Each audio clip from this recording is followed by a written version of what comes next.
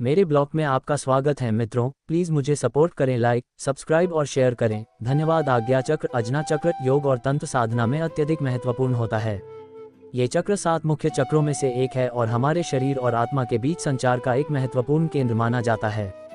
ये चक्र ध्यान, योग और आत्मानुभूति के विभिन्न पहलुओं से जुड़ा हुआ है।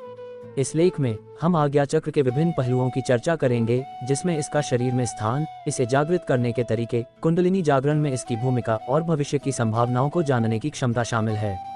साथ ही इसके धार्मिक और यौगिक महत्व का भी विस्तार से वर्णन करेंगे। आज्ञा चक्र का परिचय। आज्ञा चक्र का नाम संस्कृत के शब्द आज्ञा से लिया गया है, जिसका अर्थ आदेश या अनुमति होता है। इसे तीसरी आंख के नाम से भी जाना जाता है, क्योंकि यह इंसान की आंतरिक दृष्टि और अंतर्ज्ञान से जुड़ा होता है। आज्ञा चक्र का शरीर में स्थान। आज्ञा चक्र हमारे माथे के बीचों बीच दोनों आंखों के बीच स्थित होता है। ये भौतिक शरीर में आंखों के पीछे मस्तिष्क के केंद्रीय हिस्से में पीनियल ग्रंथि के पास स्थित होता है। ये चक्र देखने, सुनने, सोचने और ज्ञान प्राप्त करने की शक्तियों का स्रोत माना जाता है।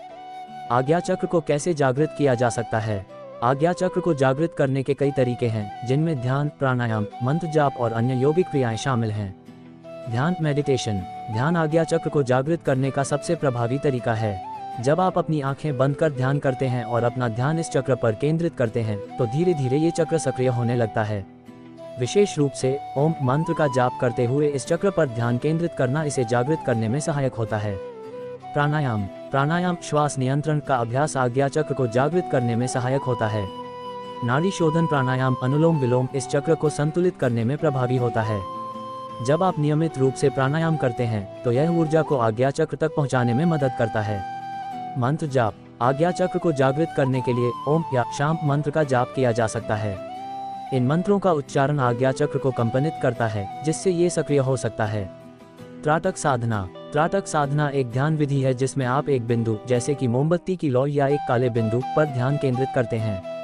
ये साधना आज्ञा चक्र को जागृत करने में सहायक होती है। कुंडलिनी जागरण में आज्ञा चक्र की भूमिका। कुंडलिनी शक्ति के जागरण में आज्ञा चक्र का महत्वपूर्ण स्थान है। कुंडलिनी शक्ति मूलाधार चक्र से जागृत होती है और जब यह ऊपर की ओर उठती है, तो ये प्रत्येक चक्र को सक्रिय करती है। जब कुंडलिनी आज्ञा चक्र तक पहुंचती है, तो साधक को अद्वितीय आध्यात्मिक अनुभव होने लगते हैं। आज्ञा चक्र कुंडलिनी के मार्ग में अंतिम द्वार है, जो इसे सहस्रार चक्र तक पहुंचने से पहले पार करना पड़ता है। यदि आज्ञा चक्र जागृत हो जाता है, तो कुंडलिनी आसानी से सहस्रार चक्र में प्रवेश कर सकती है, जिससे साधक को आत्मज्ञान की प्राप्ति होती है।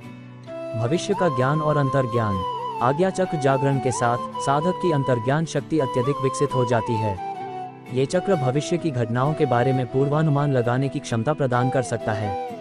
हालांकि ये क्षमता किसी भी प्रकार की भविष्यवाणी के रूप में नहीं देखी जानी चाहिए, बल्कि इसे जीवन के गहरे सत्य और ब्रह्मांडीय ज्ञान को समझने की एक स्थिति माना जाना चाहिए। आज्ञा चक्र का धार्मिक और यौगिक महत्व।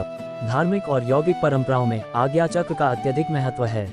हिंदू धर्म में इसे भगवान शिव की तीसरी आंख का प्रतीक माना जाता है, जो सभी प्रकार के अज्ञान को नष्ट करने की शक्ति रखती है।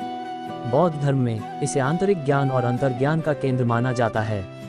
यौगिक दृष्टिकोण से आज्ञा चक्र साधक के ध्यान की गहराई और योग साधना की उन्नति को दर्शाता है। ये चक्र आत्मज्ञान की ओर बढ़ने वाले साधक के मार्ग में एक महत्वपूर्ण मील का पत्थर है। निष्कर्ष। आज्ञा चक्र शरीर और आत्मा के बीच एक महत्वपूर्ण केंद्र है, जो हमें हमारे आंतरिक और बाह्य संसार के साथ जोड़ता है। इसे जागृत करना एक साधक के लिए अत्यंत महत्वपूर्ण होता है, क्योंकि यह अंतर्ज्ञान, आध्यात्मिक ज्ञान और आत्मज्ञान की दिशा में एक महत्वपूर्ण कदम है। कुंडलिनी जागरण में इसकी भूमिका अत्यधिक महत्वपूर्ण होती है और यह चक्र साधक को उसकी साधना के उच्चतम स्तर तक पहुंचने में मदद करता है। इस प्रकार आज्ञा चक्र केवल एक ऊर्जा केंद्र नहीं है, बल्कि यह हमारी आत्मा के विकास और ब्रह्मांडीय ज्ञान की प्राप्ति का मार्ग भी है। इसे जागृत करने के लिए नियमित ध्यान, प्राणायाम और मंत्र जाप अत्यधिक सहायक होते हैं और इसके माध्यम से साधक को जीवन के गहरे अर्थ और भविष्य की संभावनाओं का ज्ञान प्राप्त हो सकता है।